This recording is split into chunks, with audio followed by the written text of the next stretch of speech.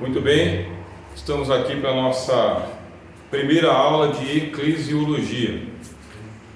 É a ciência que estuda, ou a disciplina que estuda a igreja. Bem, a igreja, a gente tem bastante coisa para falar. Como na semana que vem será feriado, então nós não teremos aulas, tá bem? E nós estamos já colocando essa aula aqui, depois a gente continua mês de abril afora. Vamos aproveitar bastante, fazer aquele encerramento do curso com bastante conteúdo. Então convido vocês aí a abrirem Mateus capítulo 16. Mateus 16. Vamos encontrar o versículo 13 e vamos trabalhar a primeira parte até o versículo 20. Tá bem? Depois a gente vai ver aqui as adversidades da igreja. Mateus 16, do 13 ao 20. E chegando Jesus às partes de Cesareia de Filipe, interrogou os seus discípulos, dizendo: Quem dizem os homens ser o Filho do Homem? E eles disseram: uns João Batista, outros Elias, e outros Jeremias ou um dos profetas. Disse-lhes ele: E vós quem dizeis que sou? E Simão Pedro respondendo disse: Tu és o Cristo, o Filho do Deus vivo. E Jesus respondendo disse: Bem-aventurado és tu, Simão Barjonas, porque não foi a carne e sangue quem te revelou, mas meu Pai que está nos céus. Pois também eu te digo que tu és Pedro, e sobre esta pedra edificarei a minha igreja, e as portas do inferno não prevalecerão contra ela. Eu te darei as chaves do reino dos céus, e tudo o que ligares na terra será ligado nos céus, e tudo o que desligares na terra será desligado nos céus. Então mandou aos seus discípulos que a ninguém dissessem que ele era o Cristo. Perfeito. Aqui está o quadro que eu preparei para vocês. Tá? Nós temos aqui, ó, A. Cesareia de Filipe. B. A natureza humana de Jesus, o senso comum sobre Cristo, a profissão de fé dos apóstolos, a natureza divina de Jesus, a revelação divina aos homens. Aí aqui, a natureza espiritual de Pedro, a natureza espiritual da pedra, a natureza da igreja, a natureza do Hades, a natureza das chaves e a natureza do reino de Deus. Tudo isso está revelado nesta passagem das Escrituras. Jesus, ele, durante o ministério terrestre dele, ele não falou em igreja. Ele passou a vida dele todinha sem falar em igreja. Quando que ele começou a falar em igreja? Aqui no capítulo 16. E depois ele não volta a falar mais. A única vez que Jesus usou a palavra eclésia foi aqui. A palavra eclésia, vou escrever aqui no topo, tá bem? Ó. Tá bem? Mais clésia.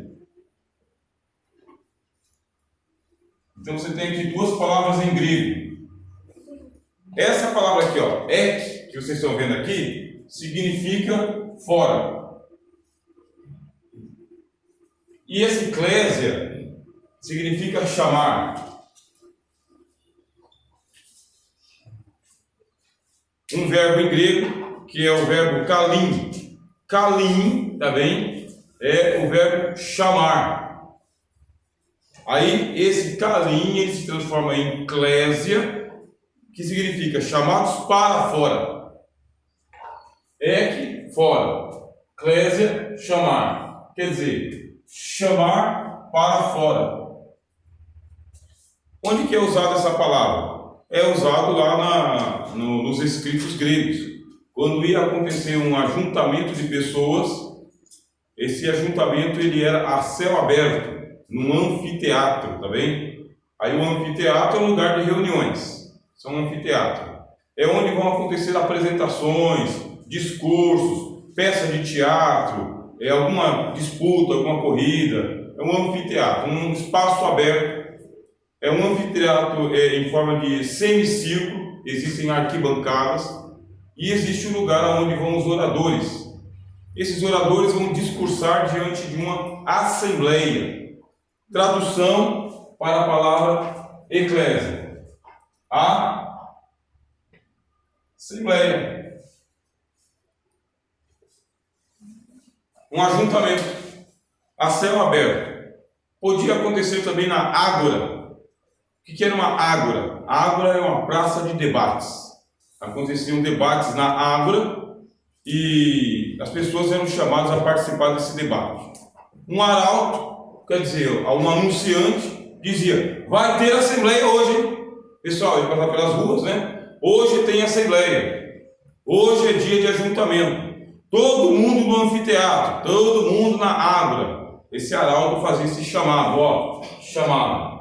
E os gregos, dizem os documentos antigos, eles tinham a seguinte rotina.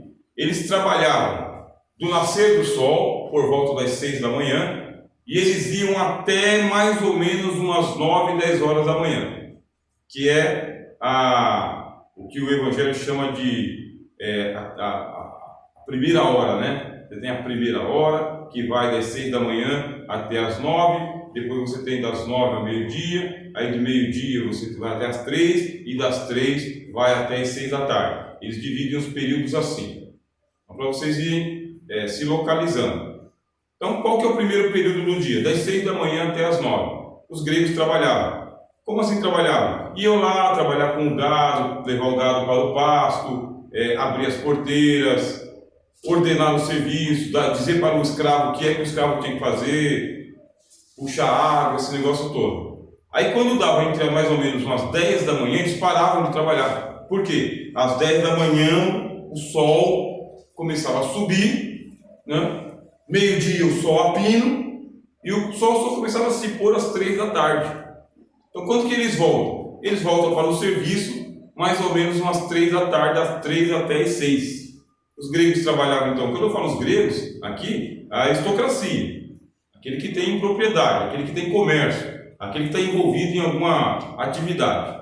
Ele trabalha das 6 da manhã até as 9 e depois das 3 até as 6. E o que faz?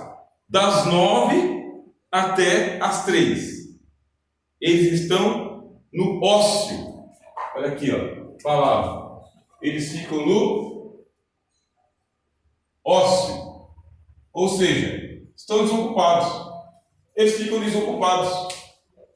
Um bom administrador não trabalha o dia inteiro.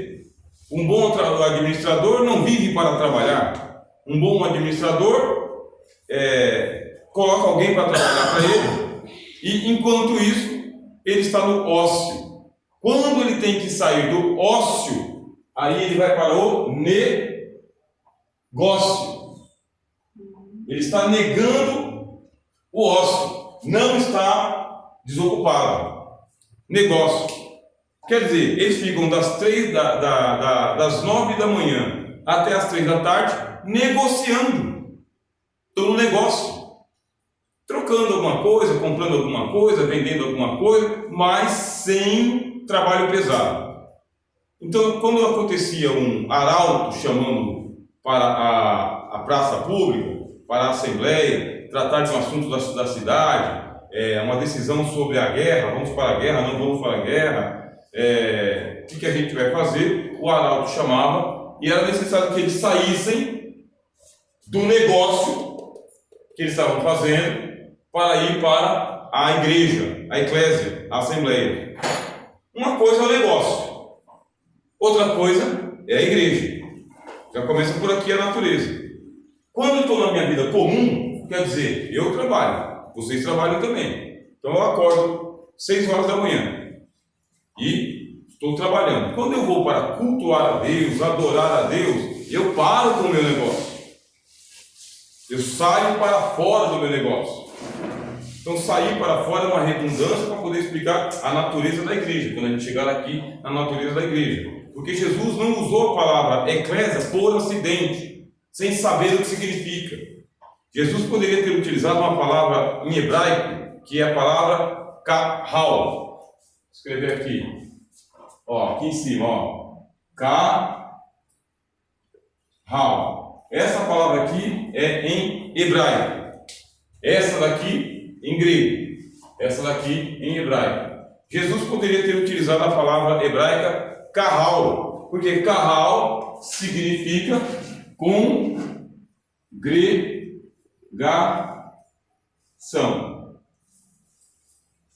Como que é a congregação dos judeus? Portas fechadas. Portas fechadas. Homens entram, mulheres não entram. Homens entram e assentam nos primeiros lugares. Mulheres e crianças ficam de uma cerca de bambu para trás. Mulheres não assumem os primeiros lugares. Elas, junto com as crianças, ficam para trás. Jesus não quis usar a palavra carral. Ele não quis que a igreja fosse comparada com a sinagoga dos judeus, que fossem portas fechadas, que houvesse discriminação entre homens e mulheres, colocando as mulheres para serem menos do que os homens. Por quê? Porque nesta palavra aqui, a assembleia, existe uma abertura para a participação de todos. Mas lá na Assembleia dos Gregos, as mulheres participavam? Também não. Por quê? Porque elas não tinham alcançado ainda a autonomia política. Quem tinha autonomia política? Os homens que tinham propriedade, que tinham escravos e que participavam da política. As mulheres não faziam isso na Grécia Antiga. Na congregação dos judeus, as mulheres também não tinham essa participação, mas entravam para a congregação. Jesus não usou carral, usou igreja. Por quê? Céu aberto, espaço aberto.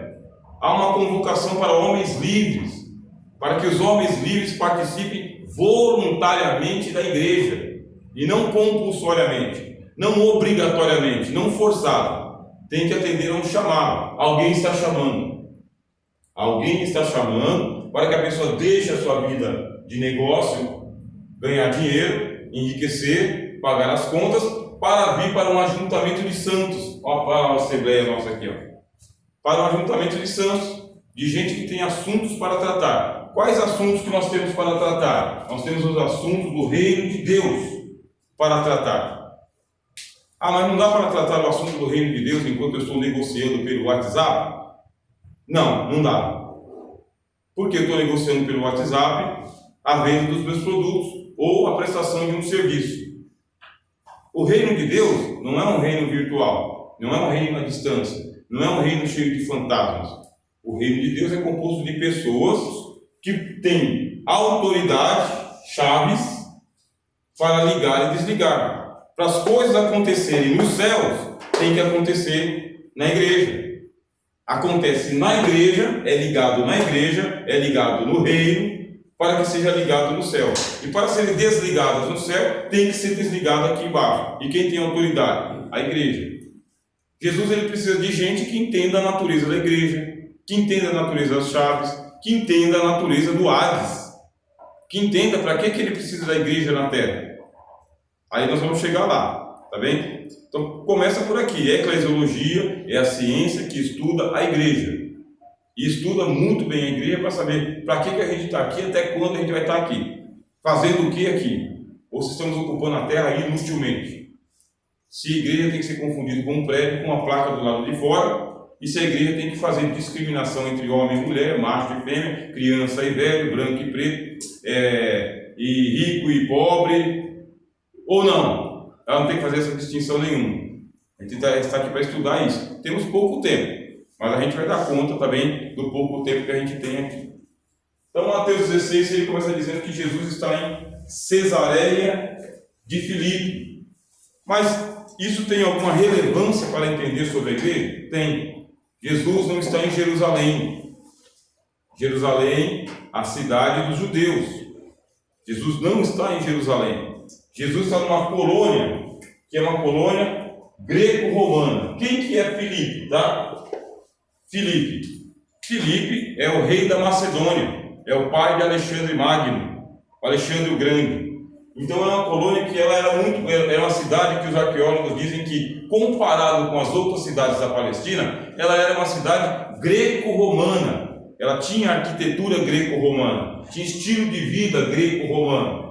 É uma cidade gentílica, não é uma cidade judaica, com os judeus mandando. Quem é que está lá? E tem aqui, Cesareia de César, tá? César, Roma, e Filipe, Grécia. Onde é que Jesus vai abordar o assunto da igreja? Ele não aborda o assunto da igreja em território judaico. Ele aborda o assunto da igreja em território gentílico. Já começa a mostrar para vocês a natureza da igreja. Veja só, a palavra é grega, o território é greco-romano, e é a natureza da igreja, ó, é a natureza para fora, não fechada na congregação, não propriedade exclusiva dos judeus.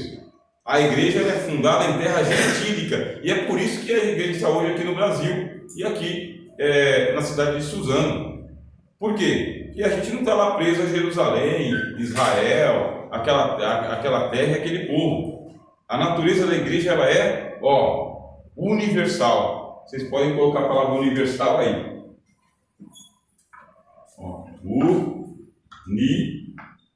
Universal.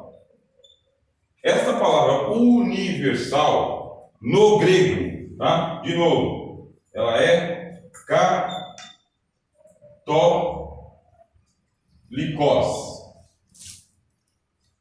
católicos.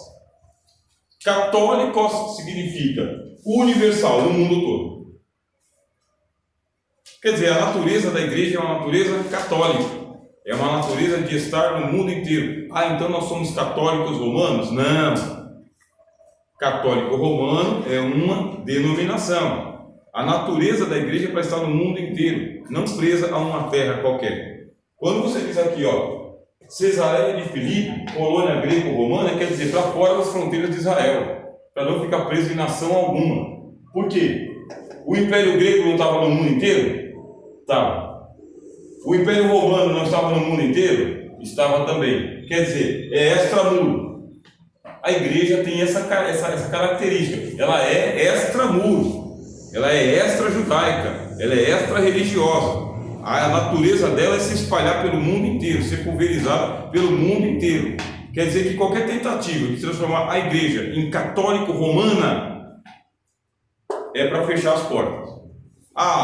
Só a igreja católica romana é a igreja verdadeira. Fechou. Está dizendo que qualquer igreja que não for católica romana não é igreja. Isso não é verdade. É igreja mesmo não sendo católico romana. Porque a natureza católica significa que a igreja vai estar no mundo inteiro falando todas as línguas, com todas as pessoas, homens e mulheres, jovens, crianças e velhos, pretos e brancos, vermelhos, amarelos, ingleses, alemães, todo mundo. Isso é a natureza da igreja. Onde tiver gente, ali a igreja tem que estar também. Por isso, essa aqui é a primeira informação que eu passo para vocês. Cesareia de Filipe. Segunda, a natureza humana de Jesus. Vamos ver o texto. Tá? Chegando Jesus às partes de Cesareia de Filipe, interrogou os seus discípulos, dizendo: quem dizem os homens ser o Filho do Homem? Por onde começa o estudo da história da igreja? Começa por cristologia, tá, meus irmãos? Não dá para você começar a estudar a igreja já diretamente igreja. Tem que ter a base. O que disse o apóstolo Paulo sobre o fundamento? Quem lembra o texto? Que está lá em 1ª Carta aos Coríntios. Quem lembra o texto? O que Paulo falou sobre fundamento? Ninguém pode pôr outro fundamento além do que está posto. Qual que é o fundamento? Cristo Jesus. Vamos achar a passagem?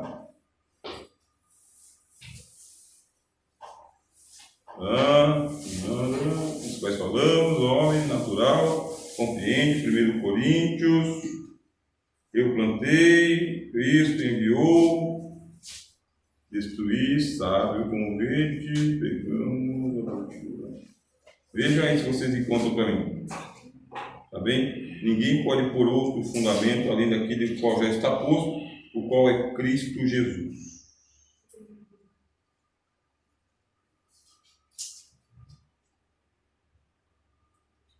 Assim que vocês acharem, vocês me falam. 3:11. 3:11. Eu estou com a Bíblia emprestada do meu filho, aí eu me perco, o texto continua aqui. Ótimo. Então vamos anotar aí, 1 Coríntios 3:11. Vou colocar bem aqui, do lado. 1 Coríntios 3:11. O que diz? Porque ninguém pode pôr outro fundamento, além do que já está posto, o qual é Jesus Cristo. Quer dizer, por onde eu começo a estudar eclesiologia? Pela cristologia. Ele é o fundamento da igreja. E sem ele não adianta a gente querer estudar a igreja. Quando Jesus foi colocado ao lado e não for mais o fundamento, quer dizer que a gente não tem mais uma igreja cristã. Tirou o Cristo do fundamento da igreja, não é mais uma igreja cristã. Se o fundamento da igreja for Daniel Berg, Gunnar Wingren, não é mais igreja. Olha que sério isso. Daniel Berg e Gunnar Wingren são quem? Paulo fala, ministro pelo qual crestes. Eu plantei, Apolo regou, mas é Deus quem dá o crescimento. Se alguém colocar Joseph Smith, como a gente estudou, fundamento da igreja, já não é mais igreja. Cristã não é mais. Se colocar Charles Taze Russell, também deixa de ser igreja. Se colocar Ellen G. White, deixa de ser igreja. Se colocar R.R. Soares, não é igreja. Apóstolo Estevão Hernandes, não é igreja. Pastor José Wellington, não é igreja. Colocou outro fundamento que não seja Jesus, não é mais igreja. Precisa começar pela cristologia. Por isso que o Senhor Jesus ele faz a pergunta. Aí qual é a pergunta que ele faz? O que dizem a turma lá fora, os homens, acerca do Filho do Homem? Aí vocês percebem o seguinte. Ele faz uma pergunta sobre o Filho do Homem. Filho do Homem é um título messiânico para apontar a natureza humana do Messias. Filho do Homem é um título messiânico. Tá? O que os homens andam falando sobre o Messias, a natureza humana do Messias? O que dizem sobre o Messias? Jesus ele tem a natureza humana. Aí o que acontece? A turma erra bastante sobre a natureza humana de Jesus. Eu já expliquei para vocês sobre os gnósticos, né? Os gnósticos eles diziam que Jesus ele era uma entidade, um pleroma, que ele veio e ele desceu sobre o Jesus humano, mas que ele não passou pelo ventre de Maria. Porque os gnósticos entendiam que o nascimento carnal é uma prisão do corpo. Então o Logos não podia encarnar. Negaram que Jesus tivesse uma natureza humana. Negaram então que ele morreu na cruz. Cristo, ele quer que a gente entenda que a igreja, ela tem como fundamento o seu corpo humano. O verbo se fez carne. Então nós tomamos o pão e o vinho e dizemos, este é o corpo e este é o sangue. E o apóstolo João escreveu na carta dele dizendo, se nós não professarmos que Jesus veio por carne e por sangue, nós estamos sendo tomados pelo espírito do anticristo. Quem é que nega que Jesus veio em carne e sangue? O anticristo. Esse nega que Jesus veio de natureza humana. Quer dizer que quando a gente for falar de Jesus, temos que lembrar que nós estamos falando de Jesus, homem. Há um só mediador entre Deus e os homens. Quem? Jesus Cristo, homem. Paulo faz questão de dizer na carta aos Gálatas, Jesus Cristo, homem. É esse que faz a ponte entre o homem e Deus. Jesus Cristo, homem. A sua natureza humana é o fundamento da nossa salvação. Quem foi oferecido na cruz? O Cordeiro de Deus. Quem morreu pendurado na cruz? O Filho de Deus com o seu corpo humano. Filho de Deus e Filho de Maria. Nascido de Maria. Vindo à plenitude dos tempos, Deus enviou o seu Filho, nascido sob a lei, nascido de mulher. Carta aos Gálatas. Então Jesus ele começa dizendo, vamos falar de igreja? Vamos, começa falando de mim. O que os homens andam falando sobre a minha natureza humana? O que andam dizendo? Agora a gente já tem estabelecido, a natureza humana de Jesus, ela é tão verdadeira quanto a minha e a sua, exceto no pecado. Exceto no pecado, porque a natureza humana do Senhor Jesus não conheceu o pecado. E nossa natureza humana é herdada do Adão, do pai Adão. A gente já tem essa distinção aí. Tá, o que os homens andam dizendo? Qual que é a resposta de Pedro? A primeira, os discípulos, né? Uns João Batista. Qual que é o problema? João Batista já tinha sido morto.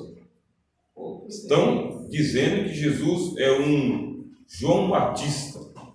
Só que João Batista já morreu. Foi decapitado. Outros dizem que ele é Elias. Elias já estava fora da história, já tinha mais de 900 anos. Foi transladado aos céus. E outros dizem que é Jeremias, já estava morto. Jeremias, ele aparece nos livros apócrifos, tá bem? Lá na Bíblia Católica tem um livro apócrifo chamado Eclesiástico, tá? Eclesiástico, que é o livro de sabedoria, e tem o livro de sabedoria de Jesus ben Sirac. São dois livros apócrifos que tem lá. Tem outro livro apócrifo que é primeiro de Macabeus e segundo de Macabeus. Tem outro livro apócrifo que é o livro de Judite, tá? E outro livro apócrifo chamado Tobias. São livros não inspirados. E o Jeremias, ele aparece fazendo intercessão por Jerusalém. Ele é um morto que está intercedendo pelos vivos. Ele faz intercessão. E os vivos podiam rezar para Jeremias para pedir as graças de Jeremias diante de Deus. E tem essa crença de que Jeremias desceu dos céus e tinha reencarnado em Jesus, ou Elias tinha reencarnado em Jesus, ou João Batista tinha reencarnado em Jesus. Aqui nesse ponto, Jesus está sendo confrontado com a doutrina da reencarnação que os judeus ensinavam e acreditavam. Eles ensinavam e acreditavam, e até hoje eles ensinam a reencarnação. Até hoje. O que é a reencarnação? É a negação do pecado original. Olha o perigo.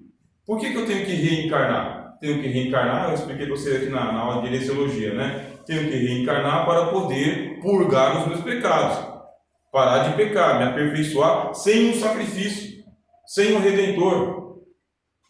A doutrina da reencarnação é a autopurificação por você mesmo, sem redentor. Está negando o caráter do nascimento de Jesus. Jesus não nasceu, reencarnou, simplesmente chegou ao mundo. E pronto, isso aqui chama-se senso comum, tá? O que eu quero falar, né? Senso comum sobre Cristo, sim? Não, era sobre isso. O povo tinha essa crença então de reencarnação. Ou era mais, digamos assim, mesmo Jesus está aqui, é o espírito de Elias, de Jeremias. Ou eles criam mesmo. Eles acreditavam porque os rabinos ensinavam. Está no Talmud. Os rabinos ensinavam a reencarnação. O Nicodemos falou de reencarnação com Jesus. Como pode um homem velho nascer de novo? É pela reencarnação? Pode tornar o ventre da sua mãe nascer?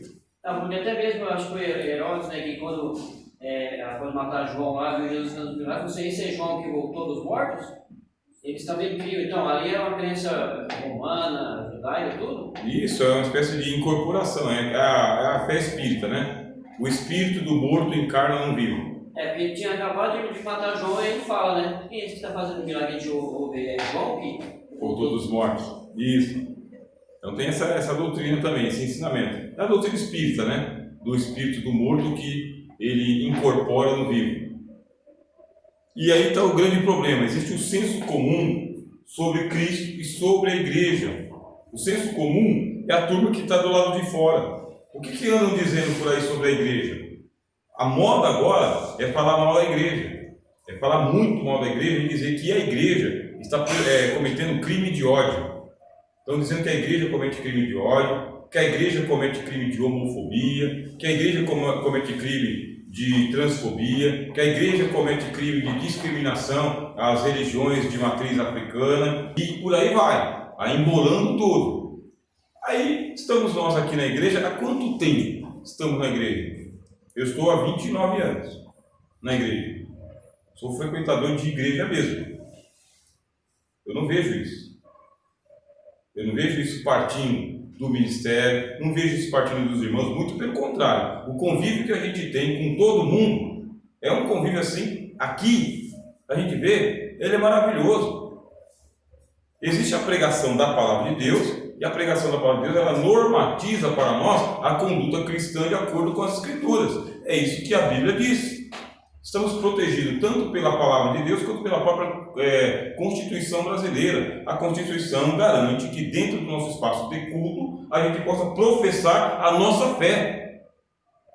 Quer dizer, a lei dos homens entende que nós temos a liberdade, que é a mesma que é estendida a todos os religiosos e a todos que têm convicções políticas e filosóficas e científicas totalmente diferentes de nós. É permitido que a gente se reúna pacificamente dentro de um ambiente de culto. E aqui, pegando o livro da nossa fé, que é a Bíblia, a gente explana a doutrina para quem está dentro desse ambiente. Pronto. E é o que a gente tem feito. Você pode ver que todo mundo que chega na igreja é bem recebido, bem tratado, orientado, e ele não é forçado a ficar. Agora, se ficar e passar pelo batismo, tem o regramento da sociedade cristã. Qual que é? Essa doutrina Y, X, Z. É essa doutrina aqui. Aí as pessoas não se encaixam nessa doutrina e querem dizer que a igreja está fazendo crime de não sei o quê, crime de não sei o quê, crime de não sei o quê. Eu estou cansado de ver isso acontecer nos ambientes onde eu frequento. Aí eu falei, vocês estão fazendo cristofobia, sabia? Ou cristianofobia, eclesiofobia. Vocês estão propagando ódio contra a igreja e não querem que a igreja se defenda, querem nem que a igreja se defenda. Então é uma coisa em cima da outra. Essa natureza da perseguição contra a igreja, a gente vai ver na segunda parte, tá bem? Do texto. Aí tem a perseguição contra a igreja. Ser perseguido é rotina diária, é o comum. Jesus disse, olha, se vós fosseis do mundo, o mundo amaria o que é seu. Mas como eu vos escolhi do mundo, por isso o mundo vos odeia. Então, se a gente fosse do mundo, quando a igreja começar a cantar as músicas que se cantam no mundo, ditar as filosofias que se filosofam no mundo e abraçar a religião que tem no mundo, a igreja não vai sofrer nenhuma perseguição. Nenhuma, porque ela está em sintonia com o mundo. Aí Jesus disse, o mundo não pode vos aborrecer, mas a mim me aborrece, porque eu dou testemunho de que suas obras são más. Uma igreja, ela tem a natureza de ser uma igreja de natureza profética, a sua natureza profética vai fazer um incômodo para as estruturas do mundo, mas não uma ofensa direta, não vou fazer uma ofensa direta a esse, aquele, aquele outro. O que a gente faz? Explana a doutrina. E, bom, essa doutrina ela condiz com a palavra de Deus, essa doutrina condiz com a minha fé. Vou ficar aqui. Ah, mas eu pratico coisas que a igreja abomina, e eu quero ser da igreja. De duas uma, ou você persegue a igreja ou você acata o que a igreja está dizendo. Então o problema é ou eu ou a igreja, não dá para ser eu e a igreja. Tem que conciliar isso daí. Então o senso comum que eu estou falando para vocês aqui é essa opinião generalizada dos homens sobre Cristo. E aí existe uma união, que a gente fala de união mística entre a igreja e Jesus. O que é a união mística? Jesus ele falou para Saulo o quê? Saulo, Saulo, por que me persegue? Saulo estava perseguindo Jesus? Nunca. Jesus está transcendente no céu, à direita de Deus, recebeu Estevão na glória. E por que ele falou, Saulo, Saulo, por que me persegues? Ele pergunta, quem és tu, Senhor? Eu sou Jesus a quem tu persegues. Paulo perseguia quem? A igreja. Então existe uma união chamada união mística, tá? Mística, a palavra mística significa misteriosa, tá? Isso que é mística. É uma união misteriosa entre Cristo e a igreja.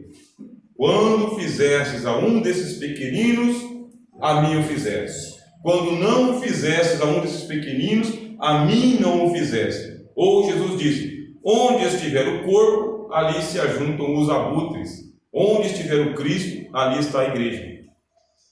E onde estiverem dois reunidos no nome dele, olha ele aqui. Jesus está aqui, conosco e em nós. E Jesus vive desse mundo na vida de cada um de nós.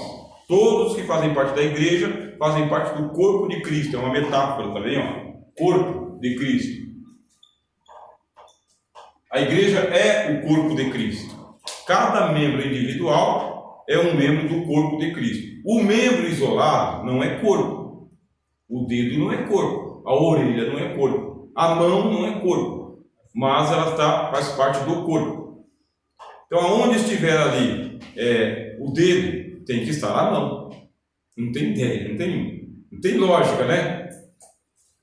Um dedo sem mão. Dedo sem mão não faz parte do corpo. Onde estiver cada um de nós, ali está o restante do corpo de Cristo também. Por isso, o mínimo são 2. É o mínimo, hein? O mínimo são 2. Onde houverem 2 ou 3 reunidos, está vendo aqui, ó? Reunidos, ó, em meu nome, ó, eu aqui, cheguei, né? Cheguei. Aí a gente tem que corrigir um corinho, né? Quando eu cheguei aqui, meu Jesus já estava, né? É um corinho por alma. Eu tenho que ir estragando assim aos poucos. De repente já tinha alguém, 2 pessoas lá, quando eu cheguei eu já não estava. Então, no meio da igreja ele passeava. A eclesiologia, ela estuda sobre a doutrina da igreja enquanto espaço físico. Também estuda. Também estuda. O espaço físico, né, que é o prédio, aí entra também no estudo da igreja. Mas o primeiro é esse caráter bem ontológico, bem pessoa mesmo. Bem homem a homem, mulher a mulher, membro a membro. Essa é a primeira parte da natureza. Quer dizer que se destruírem essas paredes, a igreja não é destruída. Quando o arrebatamento acontecer, que as testemunhas de Jeová tomem conta do espaço, já que vão ficar por aqui, né? É um jeito da gente ter a ideia da natureza da igreja. A natureza da igreja é transcendente ao espaço físico, mas ela tem que estar congregada porque é igreja numa reunião. Onde estiverem 2 ou 3 reunidos em meu nome, tem que estar reunido em algum lugar. Sem pensar na questão de denominação. Sem pensar na questão de denominação. Já pensou? Só a igreja universal que tem Jesus Cristo é o Senhor? Entre aqui e parem de sofrer? Não é, né? Aí vocês podem ver o nome das igrejas, né? Igreja Universal, Igreja Mundial, Igreja Plenitude. Só nome assim, né? Igreja Internacional, só nome grandioso, né? Tudo voltado para a ideia do catolicismo, tá? A catolicidade da igreja. Tá? Quer resgatar, mas é parear também, né? Parear quer dizer, fica bem parecido com o que é o catolicismo romano. Então, o que a gente tem que fugir? A gente estuda a teologia para quê? Para a gente fugir do senso comum, o que andam dizendo por aí, o que querem forçar ser. Tem que partir do senso comum para a profissão de fé de uma igreja apostólica. O que é uma igreja apostólica? É aquela que é fundada pelo Estevão Hernandes. Não. Aquela que é fundada pelo Agenor Duque. Não. Nem apóstolo é mais, né? Ele já superou a categoria dos apóstolos. Ah, é? Né? Isso, é negócio? O que é a igreja apostólica? Uma igreja apostólica é uma igreja que, primeiro, ela tem a mesma fé que os apóstolos, em primeiro lugar. Tem que ter a mesma fé que os apóstolos. Segundo, tem que ter as mesmas obras dos apóstolos. Então, qual que é a doutrina dos apóstolos? Ela está contida aqui entre Mateus e Apocalipse. É isso aqui. Essa é a igreja apostólica. Segundo, as mesmas obras dos apóstolos. O que fizeram os apóstolos? Fundaram igrejas, doutrinaram as igrejas e foram perseguidos por causa da igreja. E, sendo perseguidos, chegaram a ser mortos por causa da igreja e protegeram a igreja. Então, para ser apóstolo é necessário uma caminhada, para ser um apóstolo, uma caminhada com Cristo, uma participação nos sofrimentos de Jesus. Eu quero ser apóstolo. Chegaram 2, para Jesus, Tiago e João. Chegaram 2, aí a mãe dos 2 falou assim: Senhor, dá-te de que no teu reino esses meus 2 filhos se assentem nos 2 tronos que tem nas igrejas, né? Nas cadeiras estofadas. O Senhor vai ficar do meio e esse aqui fica na direita e na esquerda. Na hora, o Senhor Jesus ele quebrou a presunção de João e Tiago. Na hora. Olha, podeis vós beber do cálice que eu bebo e seres batizados com o batismo com que eu serei batizado? Quebrou os 2 ali na emenda. Bateu na emenda. As pessoas querem dizer que são igreja apostólica, mas quantos querem passar pelo batismo que Jesus passou? Batismo de cruz, perseguição, rejeição, ódio, morte. Quem quer beber aquele cálice? Quem? Aí os dois disseram, né, precipitadamente: nós podemos sim, Senhor. O preço a gente vai pagar, se esse é o preço. Aí o Cristo pegou e disse assim: em verdade, sim, sereis batizados com o meu batismo, bebereis o meu cálice. Mas quanto a ser apóstolo, assentado à direita e à esquerda, isso não está nas minhas mãos. Isso depende do Pai. Só a quem o Pai destinou. O que diz a carta do autor aos Hebreus? Ninguém toma para si esta honra, senão aquele que é chamado por Deus. Porque não depende de quem quer nem quem corre. Carta aos Romanos. Mas de Deus que se compadece. Esse negócio de ser apóstolo depende de Jesus. Carta aos Efésios capítulo 4. Vamos abrir? Efésios capítulo 4. Isso aqui depende de Jesus. Você tem Jesus como fundamento da igreja e agora você tem um ministério. O ministério que vai ser composto não pela convenção geral da Assembleia de Deus. O ministério não vai ser composto pela convenção. Nem a geral, nem a nacional, nem a episcopal. A igreja de Cristo vai ser composto pelo ministério do Senhor Jesus, pelo chamado de Jesus. Efésios capítulo 4. Vamos ler lá. Versículo 11. O que diz o texto? E ele mesmo deu uns para apóstolos e outros para profetas. Ele mesmo quem? Né? Jesus. Ele mesmo. Ele deu uns para apóstolos. Está vendo aqui? E outros? Profetas. Mas eu não sou apóstolo, eu queria ser. Mas você não foi chamado por Deus para ser apóstolo. Foi chamado para ser profeta. E outros? Para evangelistas e outros para pastores e doutores. Pastores ou doutores. Eu gostaria de ser bispo, mas não tem aqui o cargo de bispo. Não tem.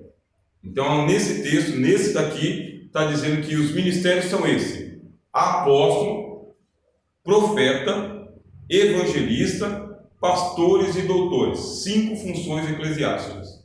5 ministros do evangelho. Mas a nossa igreja não tem unção para apóstolo. A igreja Assembleia de Deus não tem unção para apóstolo. Ela não é apostólica por causa disso?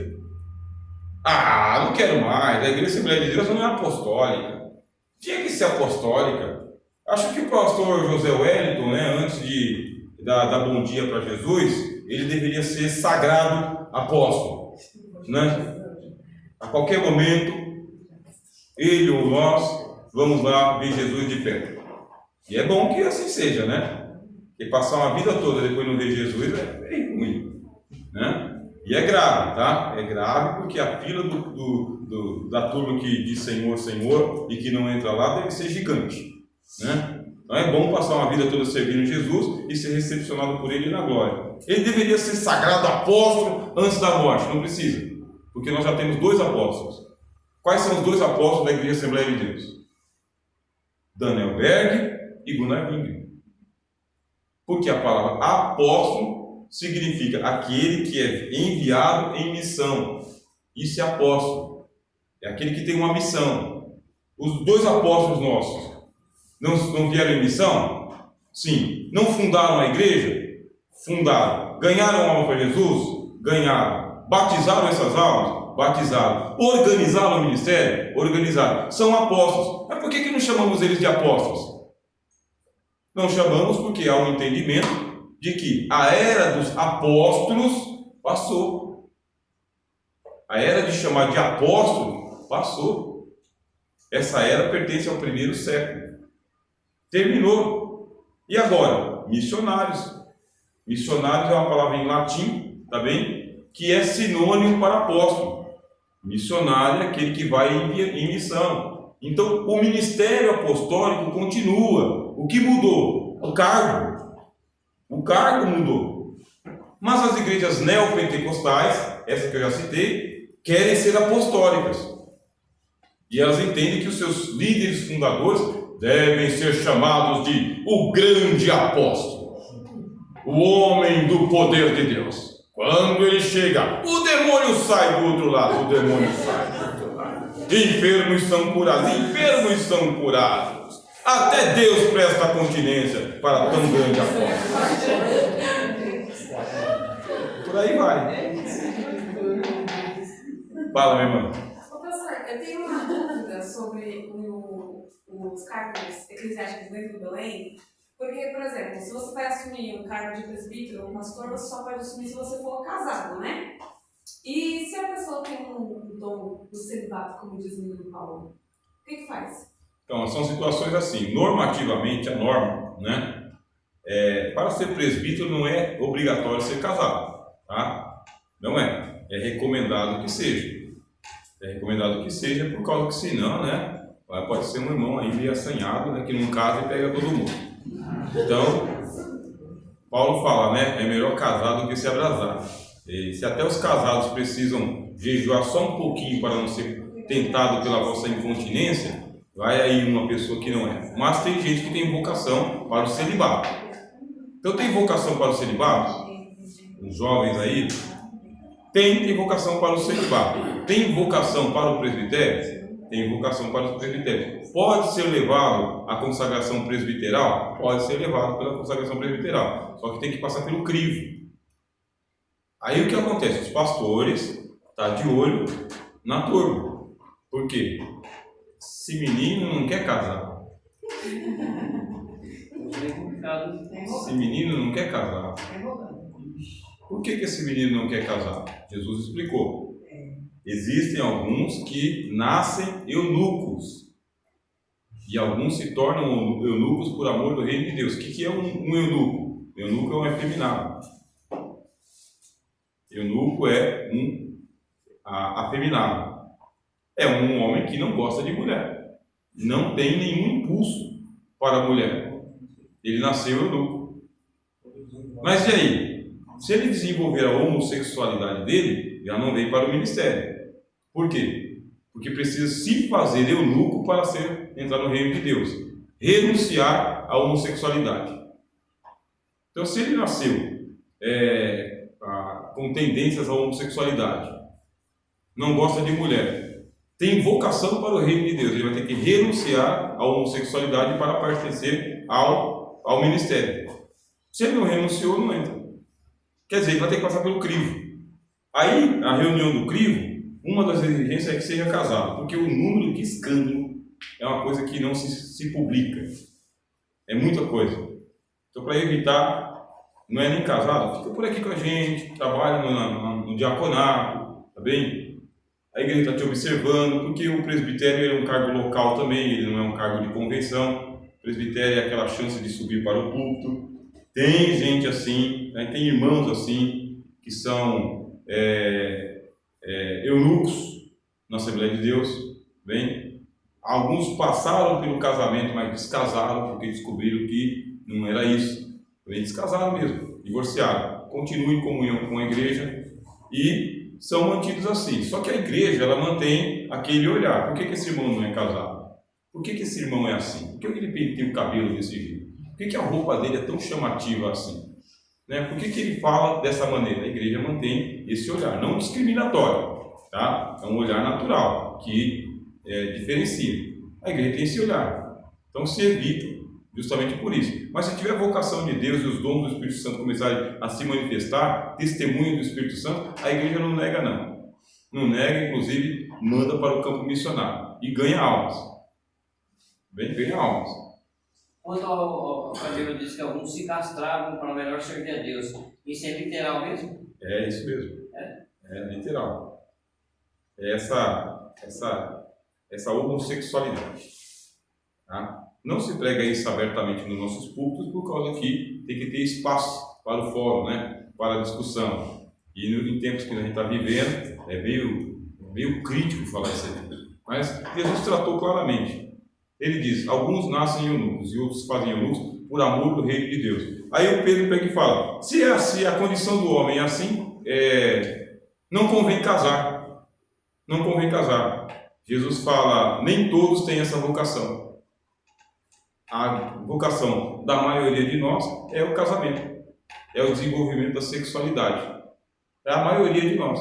Então um ou outro diz, olha, eu quero ficar no reino de Deus, mas no reino de Deus a prática da homossexualidade ela é condenada. E não é só a prática da homossexualidade que é condenada. A prática do vício em cachaça, os bêbados ficarão de fora. A prática do roubo, os ladrões ficarão de fora. O maledicente fica de fora. Aquele que causa confusão entre os irmãos, o faccioso, fica de fora.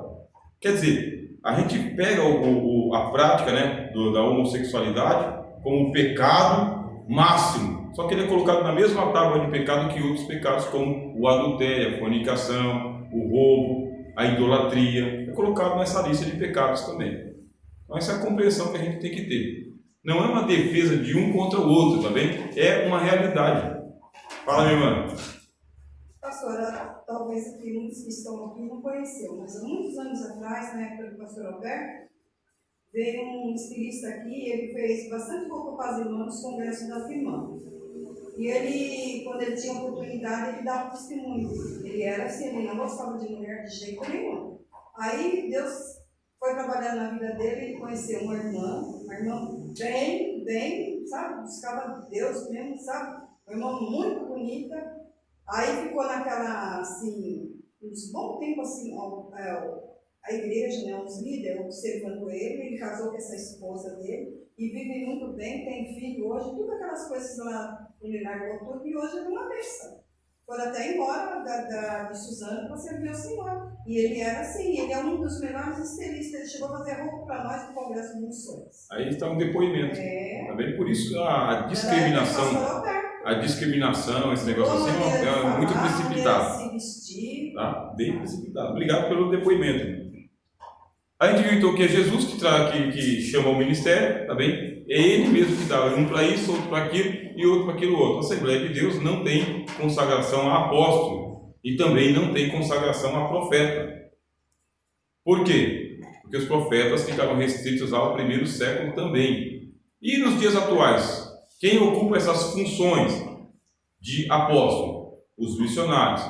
E quem ocupa a função de profeta? Os pregadores. Os pregadores fazem a função do profeta. Mudou o nome, porque o profeta é o pregador, é o que anuncia a palavra.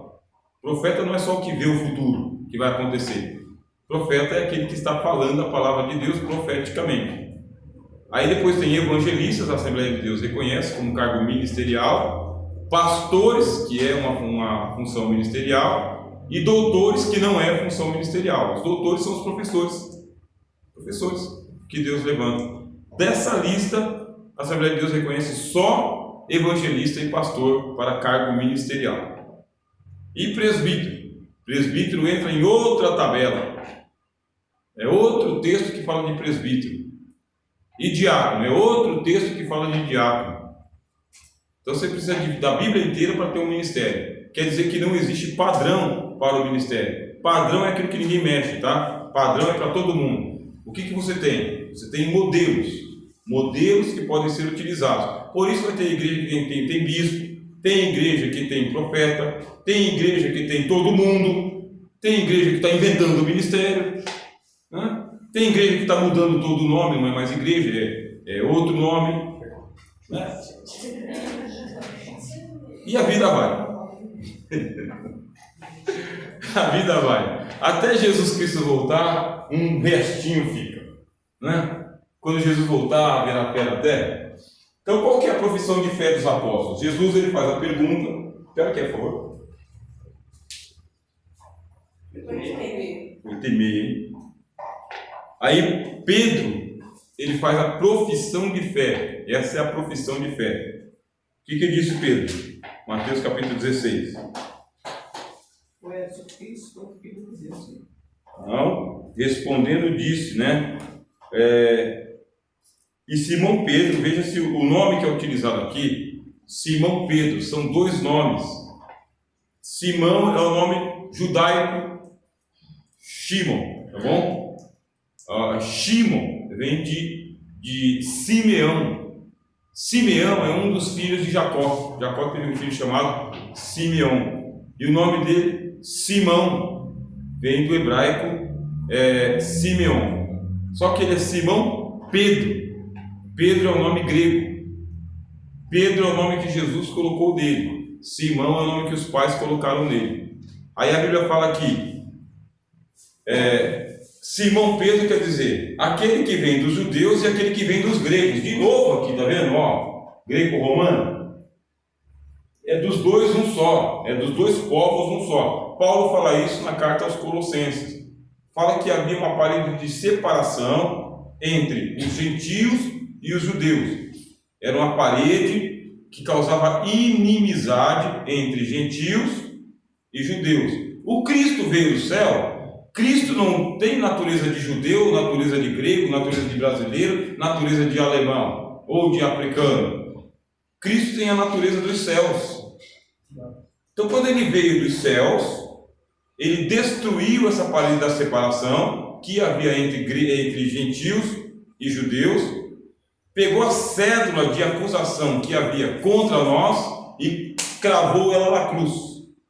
Aí Paulo argumenta: agora em Cristo não tem nem bárbaro, nem cita, nem servo, nem livre, nem macho, nem fêmea, mas em Cristo todos são um só. Você vê o mistério, né? Por isso que é o caráter místico da igreja. Ficar brigando por etnia, cor de pele, classe social, nível cultural, isso não condiz com a natureza da igreja. Ela não pode fazer acepção de pessoas. Ela não pode. Não é a natureza da igreja discriminar as pessoas por causa dessas coisas da pele, do dinheiro, da instrução, do macho fêmea. Não pertence à igreja. É dos dois povos, fez um só. A parede da inimizade foi derrubada. E o libelo de acusação não existe mais, não tem mais acusação. Agora de todos, um só. Quer dizer, que igreja que eu quero participar? Eu quero participar de uma igreja que eu não sofra discriminação por causa que eu sou pobre. Meus pais são pobres e eu continuo na classe dos trabalhadores, tá bem? E eu quero participar da igreja sem que isto seja levado em consideração na hora de pregar a palavra, na hora de orar, na hora de ofertar, na hora de vir ou não vir para a igreja. Não quero ser discriminado pelo carro que eu tenho que eu não tenho, se eu uso de chinelo, se eu venho de sapato couro, alemão. Isso não pertence à igreja. O apóstolo Tiago, a gente já falou de Tiago aqui, né? Tivemos uma disciplina só para falar sobre Tiago. Vocês lembram, né? Hermenêutica. Tiago disse o quê? Vocês cometem pecado de acepção de pessoas se vocês tratam bem uma pessoa e mal a outra pessoa. Vocês estão desonrando o Cristo que morreu tanto por um quanto pelo outro. A igreja não pode fazer isso. Se acontecer isso, um anjo de Deus, um de nós, tem que falar: isso está errado. Isso não pode ser. A igreja não é assim. Quem vai ser esse anjo? Quem vai ser esse pregador, essa pregadora? Que vai tomar a defesa e dizer: a igreja está errando, isso não pode ser não. Tem que parar com isso, tem que mudar com isso aí. Um de nós que vai ter a manifestação da palavra da profecia. Quando se manifesta a palavra da profecia, você fica, ungido de Deus. Só depois que você vai pensar: o que eu falei? Porque eu, Senhor, com tanta gente grande lá para falar isso aí que não vai sofrer nada se ele falar, porque eu, Senhor, né? Aí, porque Deus escolhe as coisas que não são para aniquilar as que são, as fracas para aniquilar as fortes, né? As coisas loucas para confundir as sábias. Porque você é o vaso que tem os tesouros de Cristo em vasos de barro. É você. Deus achou graça aos olhos do Senhor para num louvor, num testemunho, numa pregação ou numa patada de santo, falar o que tem que falar. Tem patada de santo de vez em quando. Se não aguenta mais, você solta, né? E a pessoa vai para casa pensando que tem coisa que não pode acontecer. Não pode. E dizer que foi a igreja que fez. Ô, glória! Só falta a língua assim. Mas aconteceu isso numa igreja, só que não é aqui em São Paulo, não vou falar o nome do lugar. Uma igreja de nível bem alto. Lá só entrava só os grandões, só gente elite. Eles mais ricos da cidade entravam lá. E lá eles não aceitavam pobre de jeito nenhum entrar lá. Aí esse pregador ficou sabendo disso. Convidado o pregador lá, né, para pregar lá. E ele ficou sabendo, porque ele tinha algumas pessoas que reclamavam Nem um mendigo que passava na frente da igreja, eles tocavam. Já passasse um mendigo ali, já tinha os seguranças da igreja e mandava ele embora. Aí esse pregador jejuou, orou e buscou em Deus. Ele deixou a barba crescer, ele usou bastante água para ficar fedendo, e ele contou todo o processo que ele fez. Aí quando foi no dia, ele ficou na calçada, igual um mendigo, todo sujo, todo fedendo, ele ficou na calçada. Foi uma cidade maravilhosa, não vou falar onde é. Aí ele ficou lá na calçada. Aí veio o segurança e pegou ele, ó, você não pode ficar aqui. Você começou a falar bastante coisa, desfazendo Deus. E você, mas a igreja não é para aqueles que está na situação que eu estou, eu quero entrar lá dentro, eu quero ouvir a palavra de Deus. Não, você não tem direito, eu tenho que ficar aqui na calçada. E um pegou no braço dele, outro pegou, e ele começou a fazer aquele barulhão todo, porque ele queria entrar na igreja. Aí, com muito custo, conseguiu quem estava lá dentro da igreja ouvir. Aí falou assim, libera ele, deixa ele entrar, deixa ele. Começou a falar aquelas palavras muito pesadas. Esse mendigo, deixa esse não sei o que entrar, deixa ele entrar. Aí ele entrou, aí ele foi bem lá na frente, no primeiro banco lá na frente. Aí a irmã toda chique, toda perfumada, toda cheirosa, né? Aí ele foi com a Bíblia da irmã. Aí ele ficou sozinho no banco. Todo mundo saiu de perto dele, porque ele estava feio dele. Ele falou que ficou mais ou menos 6 meses sem tomar banho para ficar bem, sabe? Aí ele começou a falar assim, eu quero uma oportunidade para mim, fazer uma palavra. Imagina, você me diz, esse pedido, tudo não sei o que, você não vai ter oportunidade. Mas eu quero. Aí ele falou assim, se vocês me der a oportunidade para me trazer uma palavra, eu vou ler uma palavra e eu vou embora. Prometo para vocês. Aí de tanto perturbar os líderes da igreja, que estavam sentados todos chique lá na frente da igreja, falou assim, vamos dar a oportunidade desse tráfico para ele ir embora, logo não ficar perturbando, atrapalhando o nosso povo. Aí ele foi lá, chegou lá, ele abriu a Bíblia e começou a pregar a palavra. Ó. Ele pregou a palavra naqueles lá, assim, que você tem que colher os que são mendigos, aqueles que estão lá fora. A igreja que está com as portas, aí foi pregando. Aí todo mundo falou, mas ele é um mendigo assim? E como que ele está pregando a palavra desse jeito? Aí ele começou a pregar e começou a tirar as roupas. Aquelas roupas de mendigo, foi tirando. Aí quando eles viram, era o pregador da palavra. Aí caiu todo mundo de joelho e começou a chorar. Ele ganhou não sei quantas almas naquele dia. E a partir daquele momento a igreja teve uma mudança. Uma história surpreendente. Verdadeira. Uma história surpreendente. Guardadas as devidas reservas, né? A gente sabe que acontecem casos parecidos com esse. Aconteceu de verdade, saiu até no jornal. Né? Casos assim. A igreja não pode passar por isso. Então, passou por isso, deixa de ser igreja. Não é tão fantástico porque o Senhor Jesus ele foi rejeitado. Tá vendo? Foi rejeitado pelo sistema religioso. A gente sabe que se realmente chegar um pobre andrajoso nas igrejas simples, não precisa ser igreja requintada. Chegou um pobre andrajoso na igreja simples, é trabalhoso. Alguns têm comportamentos inconvenientes e aí tem uma orientação para poder acalmar os irmãos. Então tem todo esse processo aí que tem que ser levado em consideração, mas não é o certo, tá bem? O certo é o quê? Acolhe a pessoa não com contenda de palavras, é o que diz a Bíblia. Acolhei o tal, não com contenda de palavras, e dá atenção para ele e o reconcilia com Cristo se ele estiver nessa situação. Se não, vamos dar assistência que for necessário. Mas é uma situação assim, inusitada, viu, meu irmão? É incomum isso acontecer. É incomum. Agora, acontece em falsas igrejas. Ou igreja que colocou Jesus da porta para fora. Esse que sua porta e bate. Aí pode ser qualquer igreja. Obrigado mais uma vez. Bom, qual que é a profissão de fé do apóstolo? Ele fala, tu és o Cristo, o Filho, a natureza divina de Jesus. Aqui Jesus perguntou da natureza humana. O que diziam os homens acerca do Filho do Homem? O que responde Pedro? Tu és o Filho de Deus. A dupla natureza de Jesus. Jesus é plenamente homem, plenamente Deus. Mas quem vai dizer para nós que Jesus de Nazaré é o Filho de Deus? Quem vai dizer? Quem de nós aqui diria que naquele homem, de mais ou menos assim, a gente calcula em torno de 1,70 m, mais ou menos, chegando ali aos 80 quilos, vestido como um camponês, falando o sotaque da Galileia, quem diria que aquele homem é o Rei da Glória, Senhor da Glória, aquele que criou os céus e a terra. Estamos você e eu aqui, vamos supor que essa história aí a gente estivesse presenciando e Cristo chegasse entre nós como um de nós. Veja só, eu não estou vestido de pastor hoje. O senhor também não está vestido de pastor hoje. Nem o senhor está vestido de pastor. Você está quase de pastor, mas está faltando a gravata. Né? Deixa eu ver os coques no cabelo, aqui, os coques na cabeça. Tem só um coque aí. Né? Quem vai dizer que o Rogério é pastor?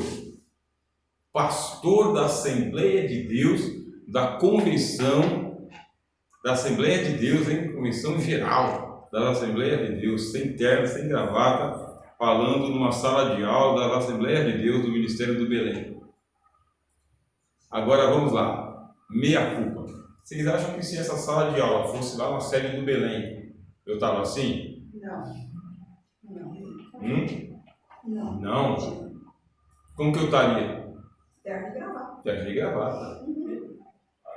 Porque na hora que eu entrar lá sem terno, passadinho, bem cheirosinho, sem gravata, cheirosinho. É um detalhe, né? Mas por quê? Na hora que eu chegar lá, assim, esporte, como eu estou aqui, a regra é terno e gravata no Ministério do Belém. Mas não é o menos no Ministério? O que os irmãos têm de menos aqui que eles têm de mais lá? Hã? Ou é que aqui a simplicidade reina e lá a opulência? O diretor da FAESP é o pastor Elias Torral. Você pode chegar lá qualquer dia da semana, você vai encontrar ele de gravata. Não todos de terno, né? Mas a grande maioria das vezes de terno. E todo mundo que trabalha lá no Belém, lá, não sei se aqui tem ar-condicionado, é terno e gravata. Que é o estilo. Aí eu fui ministrar aqui a escola dominical aqui, na sede, né, do setor. Nosso pastor sempre está de camisa e de gravata, pelo menos, né? Sempre está de gravata. É uma raridade você ver o pastor Davi sem gravata, de terno, sempre está. Aí fui eu lá ministrar, eu estava de camisa social, o irmão me recriminou. Assembleia de Deus não é mais a mesma. Nem pastor está usando mais terno. Não sei como que consegue ensinar, que moral que tem para ensinar. O irmão não me conhecia, né? Mas ele já soltou na minha orelha, né? E hoje ele me conhece e aí ele falou, já que o irmão não usa, eu também não vou usar não.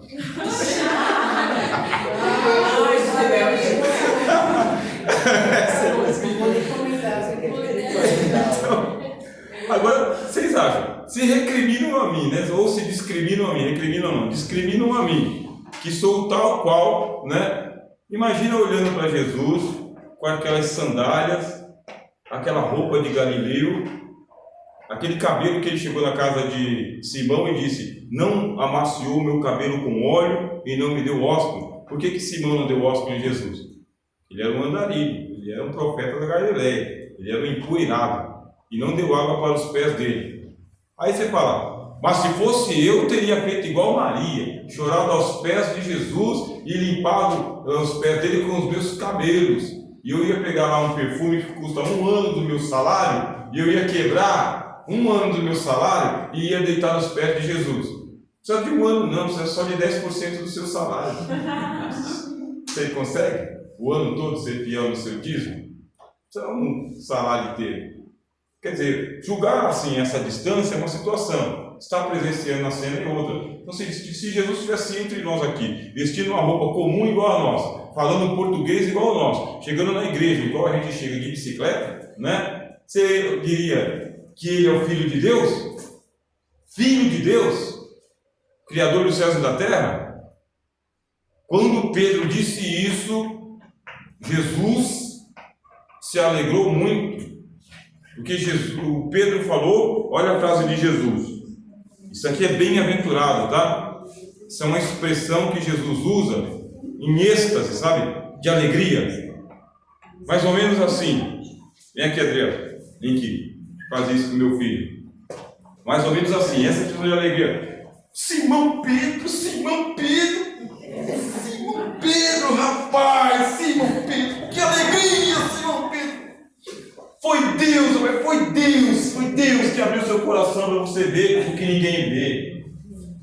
Essa é a expressão de Macários, bem-aventurado. Bem-aventurado é uma felicidade que não cabe no peito. Jesus está feliz, feliz, feliz, feliz com Simão Pedro, porque ele sabe quem é Jesus. Jesus não é Elias, Jesus não é João Batista, Jesus não é Jeremias, não é um dos profetas que voltou dos mortos. E quem foi que contou para Pedro que Jesus era o Cristo?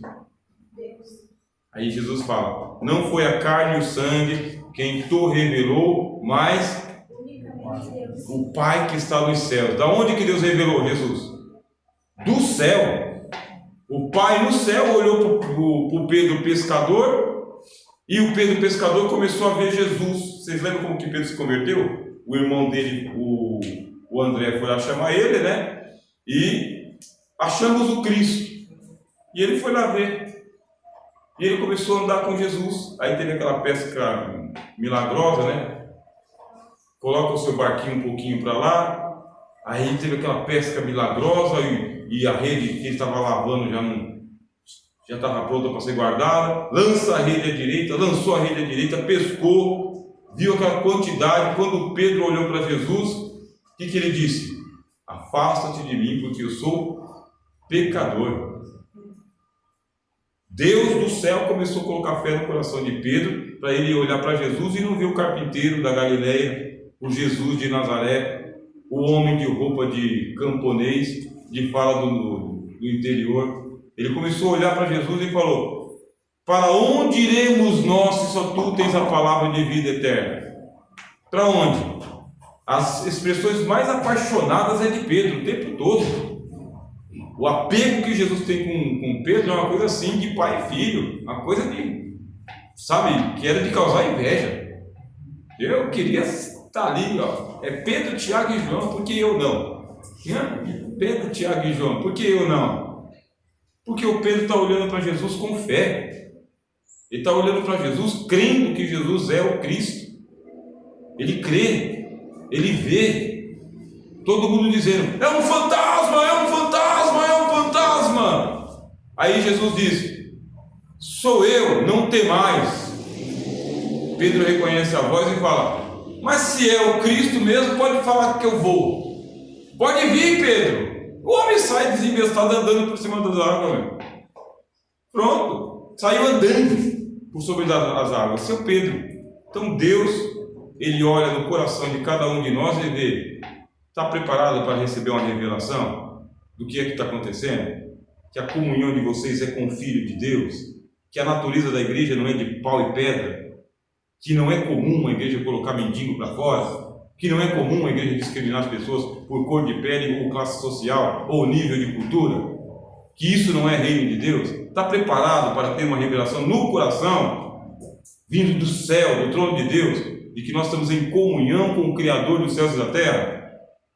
Isso é uma alegria que Jesus tem quando a gente entende que nós estamos em comunhão com o Filho de Deus. Bem-aventurado és tu, Simão Bar-Jonas, filho de Jonas, né? Porque isso não vem de tradição de igreja, isso não vem de revista de escola dominical ou de livro de teologia. Isso vem de Deus.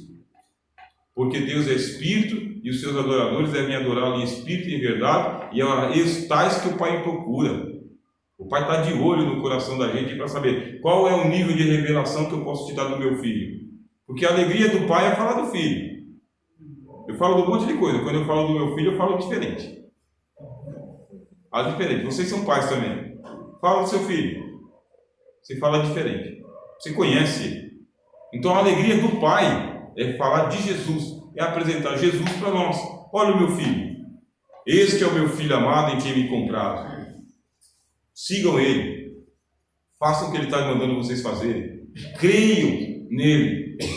Confiem no Senhor Jesus. Mas confia de corpo, alma e coração. Se tiver um pinguinho de incredulidade, você esforça para você crer com a fé. Aí Deus vai revelar Jesus para você. E aí não tem teólogo ou filósofo ateu que tira isso do seu coração. Aí você vai ter o nível do apóstolo Paulo falando: quem nos separará do amor de Deus em Cristo Jesus? A fome, a espada, a perseguição, a nudez, os principados, potestades, profundeza, altura, nada nos separará do amor de Deus em Cristo Jesus. Nada. É um amor de corpo e alma, é uma fé que ninguém tira. É fé para a dor de dente, é fé para a fila do ônibus, é fé para o hospital, é fé para desemprego, é fé, fé com amor. Quem faz isso? Deus. Aí Jesus fica alegre com você, quando você é Jesus. Eu creio. Já provaram lá que Jesus não existe. Provou para os ateus. Para mim não tem como provar. Para ateu, qualquer suspiro está provando que Deus não existe. Mas para o crente, ainda que o mundo desabasse, não tem prova de que Jesus não existe, porque está aqui. Aí a música está certa. Tão certo quanto o ar que eu respiro, tão certo quanto o amanhã que se levanta, né? Mais certo que o amanhã que se levanta, né? Deus está aqui. Vamos tomar café? Vamos lá. Glória a Deus. Ao menos